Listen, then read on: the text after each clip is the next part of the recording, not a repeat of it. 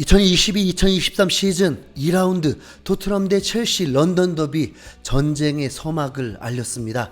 런던 더비 제대로 충돌해버렸습니다. 경기는 2대2 무승부. 토트넘은 첼시를 정말 이기고 싶었지만 이기지 못했고 이길 순 없었습니다. 첼시가 1라운드 경기력과 다르게 다시 2년 전 챔피언스리그 우승팀다운 경기력으로 토트넘을 힘들게 만들었습니다. 토트넘은 전반 2분 정도 점유율을 높이면서 공격을 했지만 이후 전반 45분 내내 완전 밀리면서 숨이 막히게 되었습니다. 전반 19분 만에 김민재와 비교되고 있는 쿨리발리가 이번엔 발리슛으로 골을 넣으면서 토트넘을 무너뜨려 버렸습니다. 토트넘은 시종 일관 당하면서 전반전을 0대1로 마친 것이 다행인 상황이었습니다. 팬들은 손흥민 상황이 가장 궁금할 텐데 손흥민도 이 경기에서는 기회를 얻지 못했습니다. 투엘 감독이 경기 전 기자회견에서 보였던 그 자신감은 어느 정도 들어맞았습니다.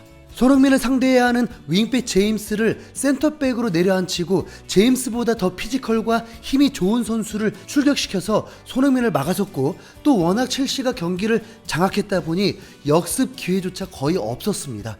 전반전 0대1로 뒤지고 있을 때 정말 솔직히 그렇게 크게 걱정이 되진 않았습니다. 토트넘이 강해졌다는 것과 콘테 감독이 있기 때문에 뭔가 해줄 듯한 기분이었습니다. 지난 시즌 레스터 시티를 잡았을 때와 맨 시티를 잡았을 때, 그리고 리버풀과 비겼을 때처럼 올 시즌은 토트넘이 뭔가 일을 낼 것이란 걸 전제하고 있다 보니 그냥 토트넘을 무조건 믿어버렸습니다. 콘테 감독은 후반전에도 선발 라인업을 그대로 가동했습니다. 당시 런던은 오후 4시경 32도의 매우 더운 날씨였습니다. 이 시간대는 누구도 경기하기 싫은 시간이죠. 대한민국도 오후 4시에 경기하는 경우는 없지 않나요? 네. 후반전은 시작하자마자 손흥민, 케인의 본 경기력이 나오면서 경기를 내주지 않을 거라는 의지를 보여줬습니다. 케인이 손흥민에게 조금 강한 스루 패스를 넣어주면서 손흥민이 빠른 발로 쫓아갔고 충분히 위협적인 모습을 보여주었습니다. 후반에도 반전을 만들지 못하자 콘테 감독은 카드를 꺼내들었습니다. 첼시에 강했다고 한 히샬리송을 투입했는데 윙백인 세세뇽과 교체되면서 토트넘 공식 데뷔전을 치르게 되었습니다. 콘테 감독이 윙백을 빼고 공격수를 투입한 것 자체가 벼랑 끝인 듯 과감한 결단인데, 실제 히샬리송 투입으로 토트넘 선수들은 자신감을 찾듯 밀어붙이기 시작했습니다. 드디어 코너킥도 처음 나오게 되고, 첼시에게 또 실점을 할 뻔한 상황이 있었는데 바로 역습으로 케인에게 기회가 오면서 손흥민에게 패스하지 않고 스스로 해결하려 했습니다. 하지만 살짝 빗맞으면서 골이 되지 않았고 콘테 감독은 절망한 듯한 모습이 포착되기도 했습니다. 이때부터인 것 같습니다. 뭔가 챔피언스리그 결승전인 듯한 느낌. 리그 2라운드일 뿐인데 시즌 마지막 순위 경쟁하듯 서로가 절대로 패배하고 싶지 않다는 듯한 열정들을 보여줬고, 첼시에게 완전 밀리고 있는데도 그런 토트넘이 역전하길 응원하게 되더라고요. 분명 마지막 경기가 아닌데. 후반 22분부터는 이제 축구가 아니라 전쟁이 시작됩니다.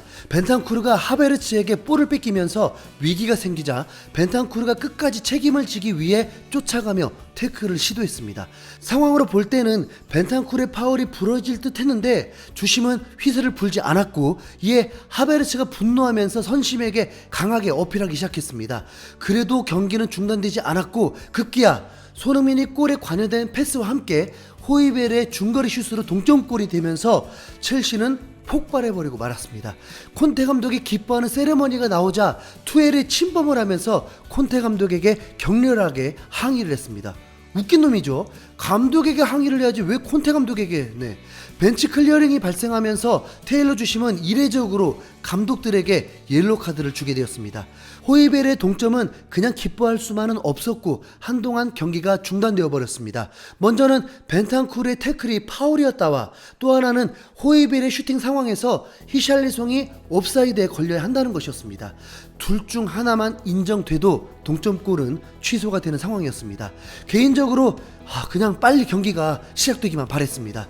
다행히 테일러 주심은 우리 편, 아니 현명한 판단을 하면서 경기가 원점이 되었습니다. 토트넘의 기세가 올라오면서 첼시를 압박하기 시작했는데 그게 화근이 되면서 라인이 무너지고 토트넘 선수들이 오른쪽에 치우치다가 한순간 볼을 뺏기자 중앙과 왼쪽이 텅 비면서 결국 스털링의 어시스트로 제임스가 득점하면서 다시 첼시가 앞서 나가게 되었습니다. 이때 손흥민은 이례적으로 선수들에게 분노를 표출하기도 했습니다. 토트넘이 이렇게 수비에 균열이 생기면서 실점하는 건 정말 오랜만에 보는 것 같습니다. 시간도 얼마 남지 않았기 때문에 더 다급해진 콘테 감독은 비수마 페리시치를 투입하면서 손흥민을 교체하는 초강수를 두기까지 합니다. 우선 손흥민의 활약보다 더 중요했던 건 이 경기를 뒤집어야 하니까 콘테 감독을 믿어줘야죠. 팀 경기니까. 패배가 임박할 무렵 첼시에는 짜증나는 선수가 한 명 있었습니다. 벤탄쿠르의 태클에 넘어진 하베르츠가 더티 플레이를 시작했고 하필 타겟을 로메로에게 맞추면서 로메로의 옆구리를 가격하면서 도발을 하기 시작했습니다. 로메로가 가만히 있을 리 없죠. 복수를 해줬습니다. 그것도 파울 없이.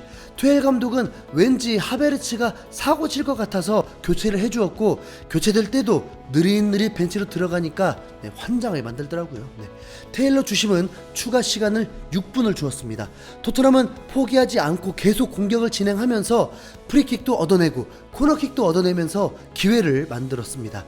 로메로는 하베르츠가 경기장에 없자 타겟을 바꾼 듯 했습니다. 94분 긴박한 코너킥 상황에서 맨디의 반사신경으로 골을 막아낼 때 테일러 주심이 또 경기를 중단시켰고 무언가 확인을 하려 했습니다. 느린 화면으로 보니 로메로가 쿠쿠렐라의 긴 머리채를 잡아당기면서 쓰러뜨려 버린 것입니다.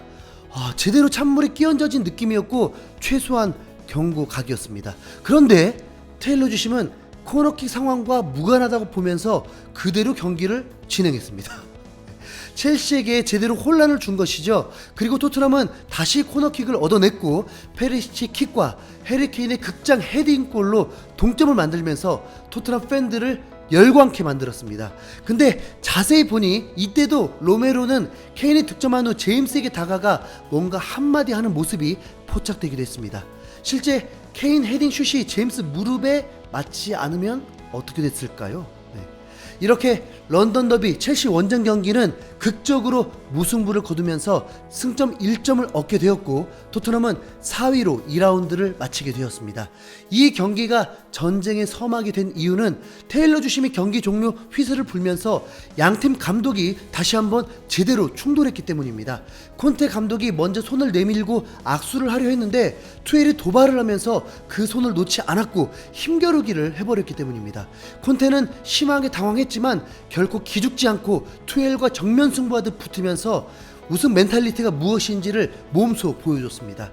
토트넘 팬들은 테일러 주심 언급을 가장 많이 하고 있고 그 다음으로는 이 승부에 결정적인 영향을 끼쳤다고 인정하는 건지 득점보다 로메로의 활약에 많은 반응들을 쏟아냈습니다. 손흥민의 활약이 없다는 게 아쉬울 수 있지만 이제부터는 손흥민이 토트넘인 겁니다. 드라마틱한 경기로 늦은 시간에도 시간 가는 줄 모르고 응원해줄 수 있게 해줘서 토트넘 고맙습니다. 날이 맑았네요. 흰 수염고래도 많은 응원 부탁드립니다. 좋아요, 구독 부탁드리겠습니다.